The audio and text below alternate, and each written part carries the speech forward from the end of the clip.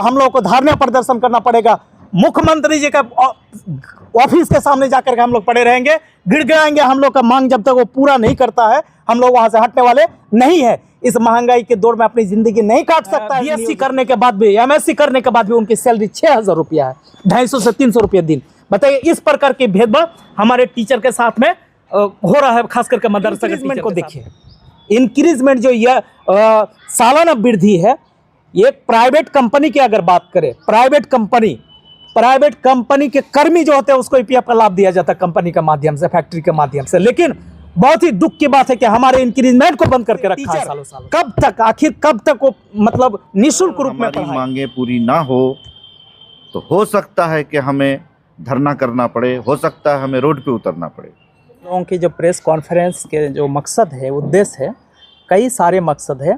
पहली बात तो यह है कि हमारे जो बिहार मदरसा बोर्ड जो है, इसमें हमें जो चेयरमैन, बोर्ड में जो चेयरमैन होना चाहिए, ये तकरीबन 3-4 साल से चेयरमैन खाली चल रहा है, 2.5 साल से खाली चल रहा है, जिसके कारण मदरसा के जो काम होना चाहिए, मदरसा के किसी भी प्रकार का काम एकदम पेंडिंग में पड़ा हुआ है। अभी देखिए मदरसा में, खास करके मदरसा में, पूरे बिहार के मदरसा की ये स्थिति बन चुकी है कि अभी परस्पर मदरसा, लगभग मदरसा में क्या है कि टीचर नहीं है, टीचर रिटायर कर चुके हैं, और चेयरमैन नहीं होने के कारण टीचर की बहाली नहीं हो पा रही है, और बच्चों की जो पाठन जो गतिविधि है वो एकदम चौपट हो रखा है। चूँकि मदरसा में टीचर ही नहीं होंगे तो पढ़ाएंगे किसको, और जिसके कारण बच्चे भी मतलब अब्सेंट हो रहे हैं। गार्जियन, गांव समाज के लोग भी देख रहे हैं कि मदरसा संस्था में पढ़ाई भी डगमगाने लगी है। तो इसलिए हम लोगों के अटूट मांग है कि मदरसा बोर्ड में चेयरमैन को बहाल किया जाए। चूँकि मुख्यमंत्री जी ने, माननीय मुख्यमंत्री जी जो हम लोगों का विकासशील पुरुष है, उन्होंने कई बार कह चुके हैं कि चेयरमैन का बहाल बहुत जल्द कर दिए जाएंगे, लेकिन अब तक चेयरमैन को नहीं लाया जा रहा है, जिसके कारण अभी पूरे बिहार मदरसा में चेयरमैन नहीं रहने के कारण और ना ही बहाली हो पा रहा है, ना और कोई काम हो पा रहा है। इसलिए एक मकसद हम लोग का कि हर हाल में चेयरमैन का बहाल करके मदरसा की शिक्षा व्यवस्था, शिक्षा प्रणाली को सही दुरुस्त किया जाए। दूसरी मांग है कि हमारे पुराने हुफ़ाज, जिसको हाफिज़ बोलते हैं, पुराने जो नियमित श्रेणी में आते हैं, इनके मामला को लेकर के लंबे समय से इनके साथ में नाइंसाफ़ी होते आ रहा है।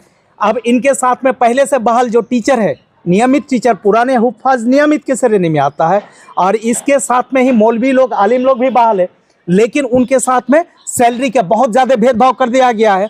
अब एक बात समझने वाली बात है, जो मौलवी लोग हैं, पुराने मौलवी आलिम लोग हैं, उन लोगों की सैलरी और पुराने हुफ़ाज की सैलरी जो कि एक ही श्रेणी में रखा गया, नियमित रखा गया है, इनके साथ में भेदभाव, ऐसे डिस्क्रिमिनेशन किया गया कि सोच से हम लोगों के बाहर है।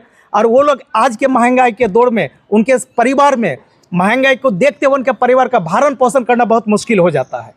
तो ये जो प्रेस वार्ता जो हो रही है आज ये दिन और इस टाइम में पूरे बिहार के हर ज़िले में हो रही है, और इसका मकसद ये है कि हमारी जो मांगे हैं, जैसा कि अभी परवेज सर ने कहा चेयरमैन के सिलसिले में, उसके अलावा भी बहुत सारी मांगे हैं कि ये मांगे हम सरकार तक इस तरह से रखें, एक ही साथ रखें, ताकि सरकार के ऊपर एक किस्म का दबाव बने। और ये दबाव इसलिए बन रहा है कि हम लोग तकरीबन चेयरमैन के इंतज़ार करते करते 2.5 साल गुजार चुके हैं। हाई कोर्ट से मेडिकल और इंक्रीजमेंट HR ये फैसला हो चुका है नियोजित टीचर के लिए, उसमें 8 हफ्ते का वक्त दिया गया था, वो 8 हफ्ता गुजर चुका है। गुजरने के बाद भी अभी तक विभाग की तरफ से कोई चिट्ठी नहीं निकल रही है। चेयरमैन 2.5 साल से नहीं है, अभी तक कोई उसके बारे में कोई सोच नहीं है। पुराने असातिज़ा का EPF, जब विधानसभा में बात हो रही है तो नए और पुराने इस तरह की कोई बात नहीं है, EPF सबको मिलना है। जब विभाग की तरफ से चिट्ठी निकल रही है तो उसमें नियोजित को EPF मिल रहा है, नियमित को नहीं मिल रहा है। अपनी बातों को पहुंचाना चाहते हैं, और सर ने कहा कि हम लोगों कोई प्रयास में, किसी भी प्रकार के कैंपेनिंग में हो या मुख्यमंत्री जी तक बात पहुंचाने में हो, हमारी जो स्टेट तंजीम है, मदरसा डेवलपमेंट ऑर्गेनाइजेशन, ये जो स्टेट तंजीम है, हर प्रकार से विधिवत तरीके से संवैधानिक रूप में इन्होंने जाकर के हर प्रयास कर चुके हैं। मुख्यमंत्री जी का यह आश्वासन एक बार नहीं कई बार मिल चुका है कि आप लोगों के साथ में जो भेदभाव की स्थिति जो बनी थी उसको सुधार किया जाएगा। लेकिन अफसोस की बात है, ये सारी बातें सिर्फ बात तक ही सीमित रह गई, सिर्फ स्टेटमेंट तक ही सीमित रह गई।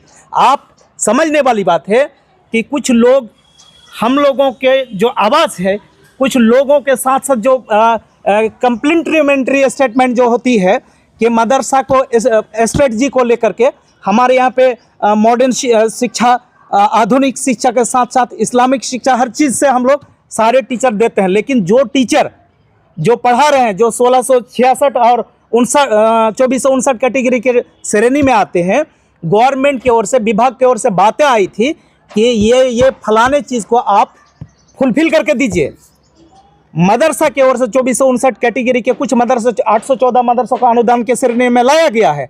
बाकी शेष मदरसा को अब तक उनको वेतन नहीं दिया जा रहा है, जबकि विभाग के जो रिक्वायरमेंट है, उनके जो भी नेसेसिटी, जो क्राइटेरिया है, उनको फुलफिल किया गया इन टीचरों के जरिए से।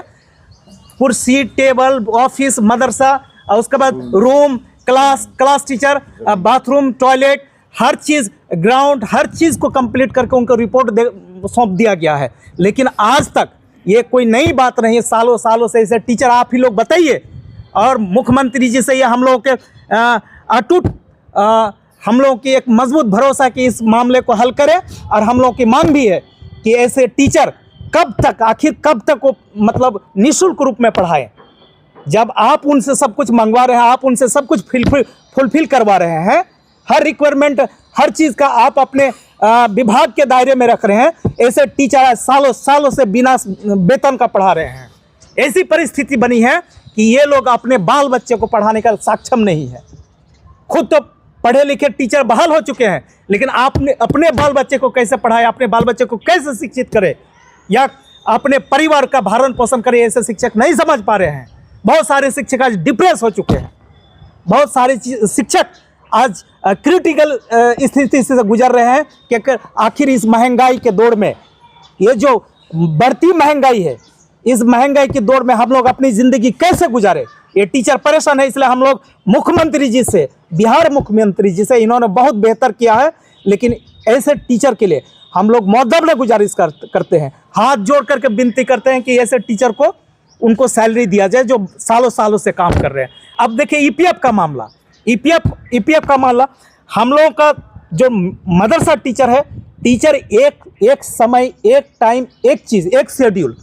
जो टीचर 9 बजे नियमित आते हैं, 9 बजे जो उसका टाइमिंग है, 4 बजे छुट्टी होती है, तो हर टीचर उसी प्रकार आते हैं, वक्त, टाइम सबके लिए सेम। और उनके साथ में क्या कर रहे हैं, किसी को ईपीएफ दे रहे हैं और किसी को ईपीएफ का लाभ नहीं दे रहे।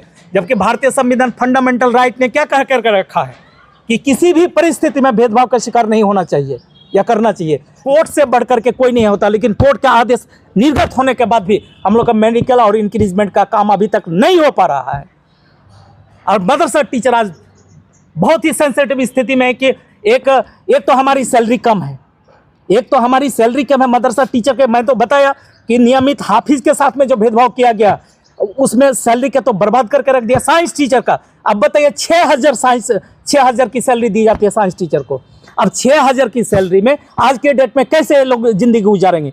एक मजदूर कम से कम एक दिन में 500 रुपये का उसकी दिहाड़ी मजदूरी होती है। अगर एक मजदूर कहीं पे काम के लिए जाता है तो 500 रुपये का दिन से, अगर एक महीना काम करता है तो उनके 15,000 रुपये उसका मजदूरी बनती है।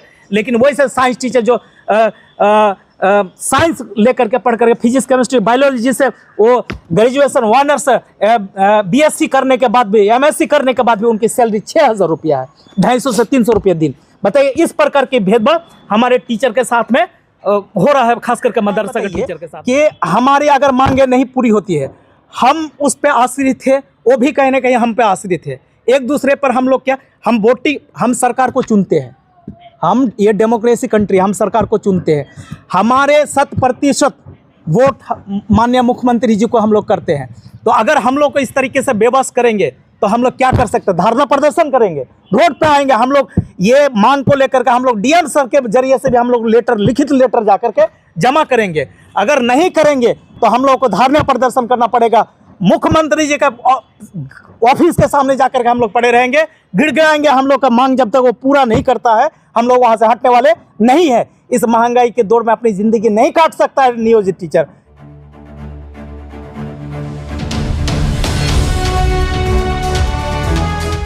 ट्रू रिपोर्ट्स, सच आप तक।